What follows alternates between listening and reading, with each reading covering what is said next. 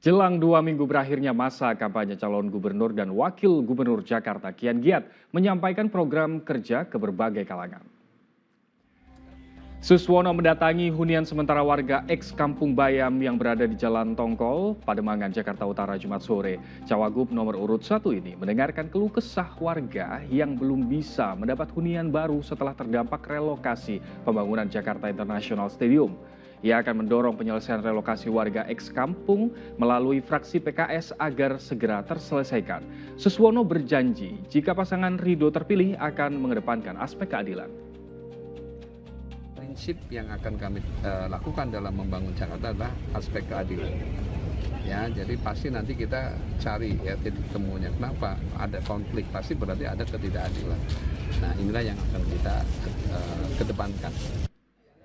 Calon Gubernur Jakarta nomor urut 2, Dharma Pongrekun, bersilaturahmi dengan warga Ciganjur, Jagakarsa, Jakarta Selatan. Dalam kunjungannya tersebut, Dharma menerima berbagai masukan serta keluhan warga, salah satunya mengenai lapangan pekerjaan yang sulit didapat.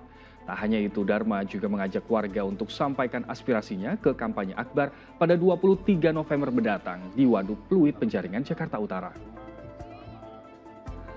Bahwa rakyatlah yang berkuasa, rakyatlah yang berkumpul untuk menyampaikan amanahnya kepada kami sebagai amanat penderitaan rakyat, dan kami sebagai petugas untuk menerima mandat, menerima perintah dari rakyat.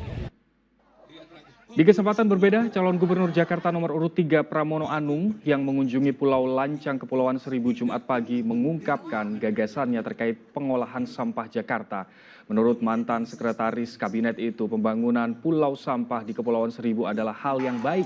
Hanya saja diperlukan sebuah solusi agar sampah tidak menumpuk begitu saja. Salah satu solusi pengolahan sampah adalah pembangkit listrik tenaga sampah atau PLTS. Kehadiran PLTS juga diharapkan akan menjawab persoalan suplai listrik di Kepulauan Seribu. Di tempat yang memang dikelola secara baik, dan nanti di tempat ini, tempat pembuangan sampah, harus dari awal dipikirkan untuk menjadi pembangkit listrik tenaga sampah, sehingga ada listrik yang ada di Pulau Seribu ini yang berasal betul-betul dari sampah. Calon Gubernur Jawa Timur nomor urut 3 Tri Risma hari ini belak-belakan ingin resik-resik untuk Jawa Timur. Bagaimana visi dan misi serta program yang bakal ditawarkan ke masyarakat? Berikut cuplikan wawancaranya dengan presenter Zulfikar Nagy dan Sheila Purnama. Terima kasih. Monggo Bu, sehat ya. Ya, Ibu, ini kan Ibu sukses memimpin Surabaya selama 2 periode ini, Bu. Sukses sekali ya. Program-program apa, Bu, yang kiranya yang nantinya akan diadopsi jika Ibu terpilih menjadi gubernur? Iya, yang pertama itu. Yang pertama adalah bagaimana ekonomi ini, masyarakat ini bisa bergerak pesat. Cuman dulu di Surabaya saya harus engineering urban farming. Jadi saya mengajarkan masyarakat untuk bertani perkotaan. Lahannya tidak banyak, tapi saat itu ternyata mampu menggerakkan ekonomi di Surabaya. Saya ingin nanti Jawa Timur ini bisa jadi swasembada, bukan hanya pangan, tapi juga peternakan, bahkan kalau bisa keluar. Maksudnya bukan hanya pemenuhan untuk Jawa Timur, tapi juga Indonesia. Bahkan saya juga UMKM saya sudah bisa ekspor sekarang ini.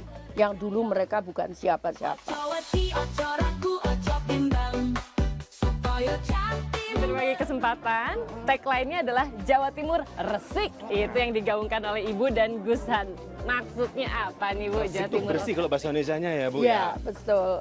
Jadi bukan hanya oh ya kita bebas korupsi, tapi bagaimana tepat sasaran untuk penggunaan uang. Kemudian yang berikutnya adalah pengelolaan juga. Kalau pengelolaannya lambat, mempersulit orang berusaha, mempersulit orang yang itu juga akan hasilnya juga tidak akan maksimal gitu, karena itu semua proses reformasi birokrasi itu juga harus berjalan, kemudian tepat sasaran. 3 hal yang Ibu fokuskan apa, Bu?